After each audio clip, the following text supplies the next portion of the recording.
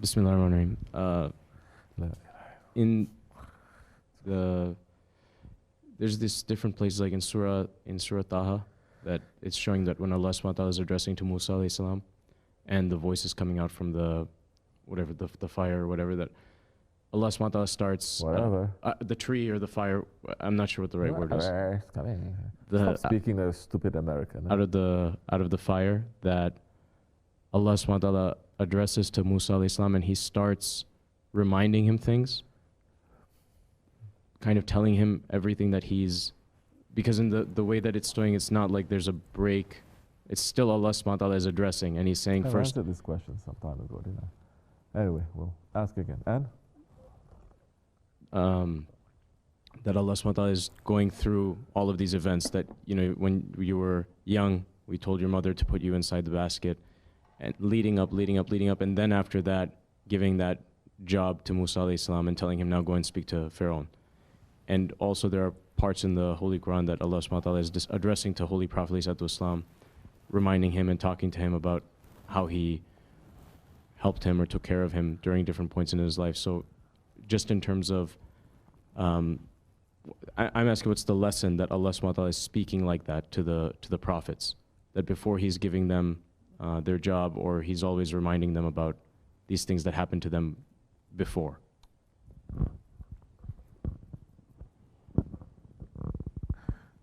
The Quran was sent to him, to the Prophet ﷺ, and it is for the whole of mankind through him. That whatever the Prophet ﷺ went through, the Sahaba Kiram, it is like a rehearsal. It is like a practice.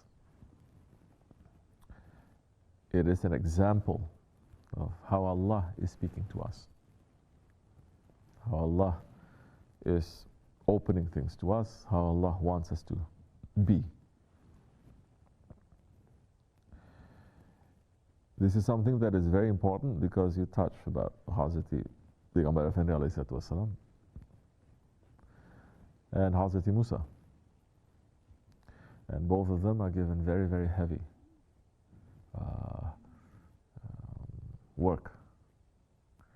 Both of them are given very big number of followers and very heavy work, that it looks as if the ummah is rising against them, even when they're seeing everything and they're witnessing all the miracles. Still they are being very, very stubborn. Prophet ﷺ, he is a prophet, but he's sent down to us as a man, like we are men. And the Quran is addressing mankind, and understanding, Allah is making us to understand that Allah understands what we are and who we are.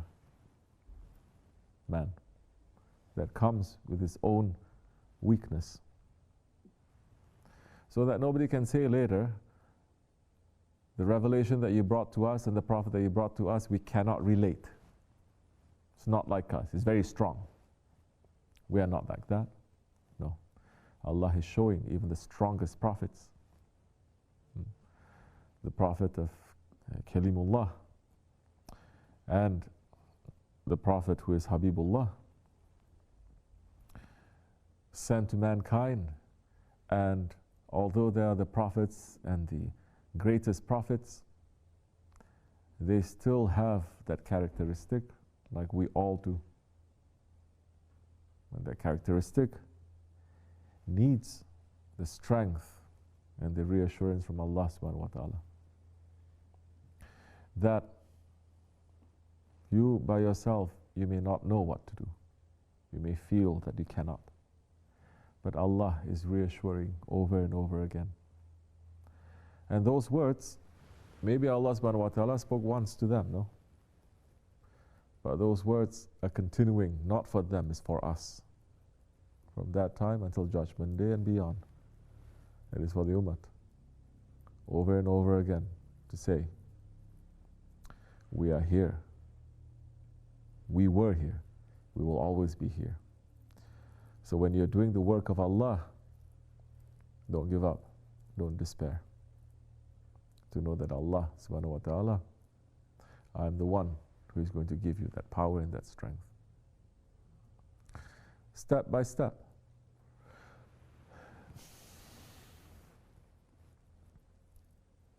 There are other things there in that ayat. I'm not going to enter into it right now, especially concerning Hazrat Musa. Because it is different, the way that Holy Prophet ﷺ is responding to Allah SWT, and how it is different from how Hazrat Musa is responding to Allah SWT, and the greatness that Allah shows. Allah is showing the greatness to Hazrat Musa, and it's a different greatness, and it's a different Jalal.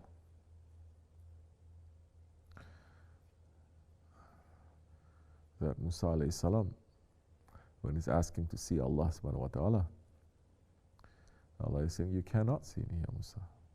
You will not be able to carry.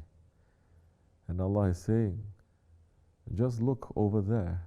I will show you the angels that carry my throne. When Musa alayhi salam looked and he saw the angels carrying the throne, and they were flying to him, rushing to him with a zikr, he fell down and he died. He's carrying the throne.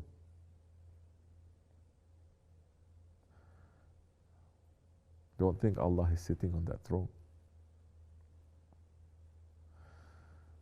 But the Holy Prophet ﷺ, he is the master of Qaba Qawsain. He is a master of the 2 bow lengths or even nearer. That he went to where even Hazrat Jibreel feared to go. That Allah subhanahu wa ta'ala, forget about the angels who are carrying the throne of Allah. Allah is saying, step on my throne with your shoes. That he said to Hazrat Musa, take off your shoes because you're entering into sacred, holy territory. So much mercy. And that, whatever Holy Prophet ﷺ went through, he is praying and is asking Allah to make his nation to go through it too, those who are asking. He didn't even ride the Burak without first asking Allah to make sure that his ummah on the Day of Judgment, everyone will ride a Burak as well.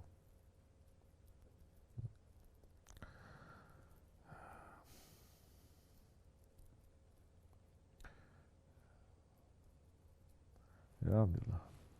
Astaghfirullah. What have we done that is so big to deserve this? Especially in this Akhir Zaman. Not too much. Nothing. Nothing.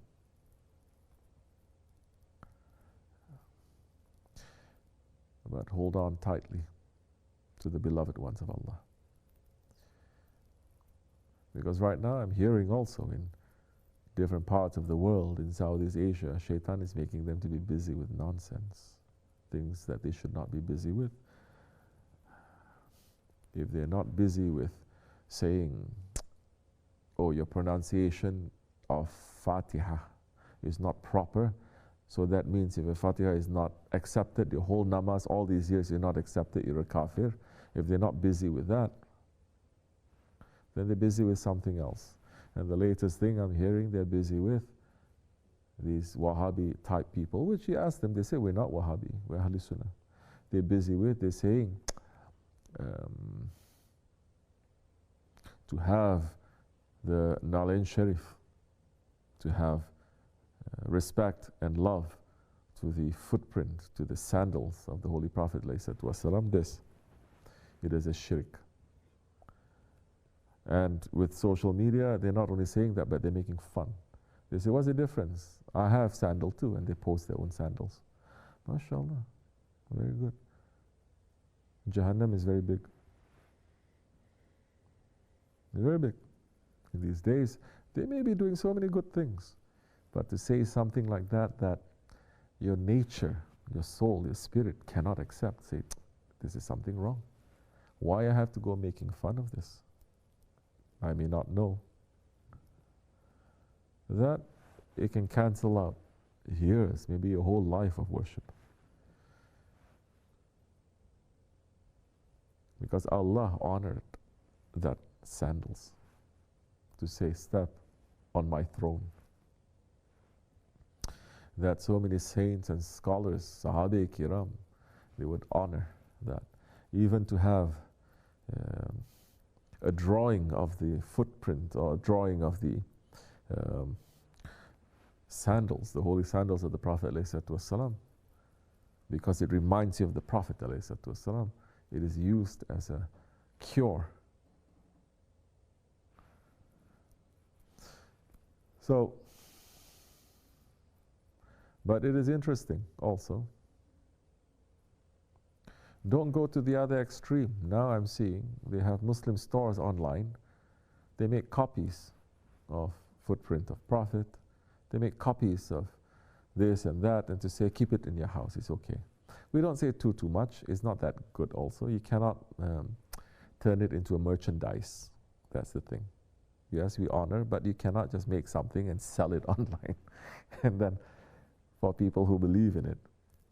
It's never been done in 1400 years. You think people could have done that. They could have just made copies and sell. But it's not. People have iman, they have sharaf to understand that you cannot do that with holy things. But now it's swing to the other way. On one hand, there are people cursing at people and saying you have committed a shirk by looking at all these tabarruk, sacred relics and items and honoring them. You're going to go to hell. On the other hand, you have people say, we love them so much, now we want to market it. Some, they make prints of this. They make it on hats. They make it on a bag. They make it cufflinks. They make it earrings. Why are you doing that? Now they go to the other extreme. I love it so much. One time, I went to a mawlid. This was a, how you say the one who sings? Natwala. He's singing, Natwala, making people to get very emotional about the Prophet. I'm looking at him. He has those Pakistani shirts with the buttons here, right? At every button he put Nali Sharif, Nali Sharif, Nali Sharif, Nali Sharif. Nali Sharif, Nali Sharif. Where else can you put? Maybe I've seen one with a tie. Someone was printing it on a tie. A tie is a symbol of the cross. Huh? At the bottom of the triangle here on the inside. As a design. Just as a design. Now, but they say how you can teach people common sense? How can you teach people common sense? With a stick, we teach them common sense. Yeah, falaka. So you're not thinking falaka. Now you think, yes, I think, I know. Right?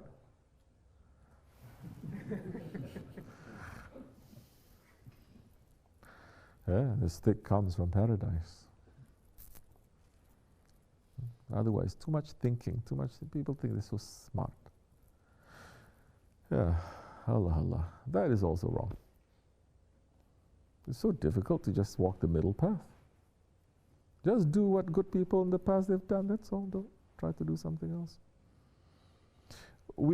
For us, we don't even put the Nali Sharif even as a design on our kufis, because you're going to enter the toilet with that, no?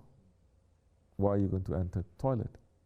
But of course, there's some people that they think they're so spiritual, they wear sunnat all the time. Not our sunnat, of course, they wear their own. Wearing white all the time, they refuse to wear all different colors because they say this is the best. Okay, wear it. Well then I see them, they're coming out from the toilet and they have a turban on. I was going to ask, what are you doing in there? But of course, I know what he's doing in there. It's very disgusting. You wear your turban. You ever see a king wearing his crown and then he's going to the toilet? It's common sense. You have to take it off, right? It is something holy. Allah, Allah. But that one thinking he's a saint. So people are doing that too. So these holy things, I see some people, they're carrying a bag and then they put that. There's no manners. When there's no manners, there's no intelligence. This is all common sense, it's manners. Huh? We don't put anything holy below the belly button. Anything holy, you don't even place it below the belly button. The Ottomans, they say food is holy because it's coming from Razak. They say you don't even put food below the belly button. It's not too good. So they raise all the food in small sofra tables. They're doing it like that. Although, of course, it's sunnah to eat from the floor too, yes. But they say to put it above your belly button to show just more love and more shukr to Allah, that is also okay. Because Prophet ﷺ also did that as well. That is also sunnah.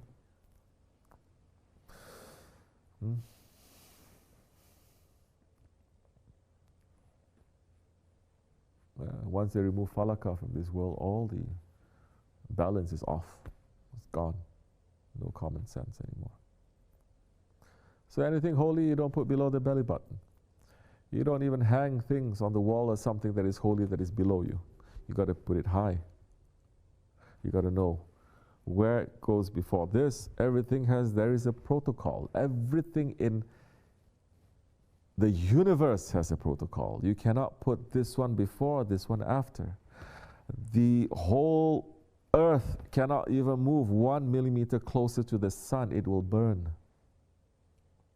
It is very delicate, it's very specific. It cannot move 1 millimeter away from the sun. Everything will freeze. Everything is in a delicate balance. Ya Latif. And there is a law that keeps that. Why man thinks there is no law? Now people in tariqat thinks there's no law. I can do as I like. I have love, so I can do anything as I like. Which Sahabi are you following? Which saint are you following?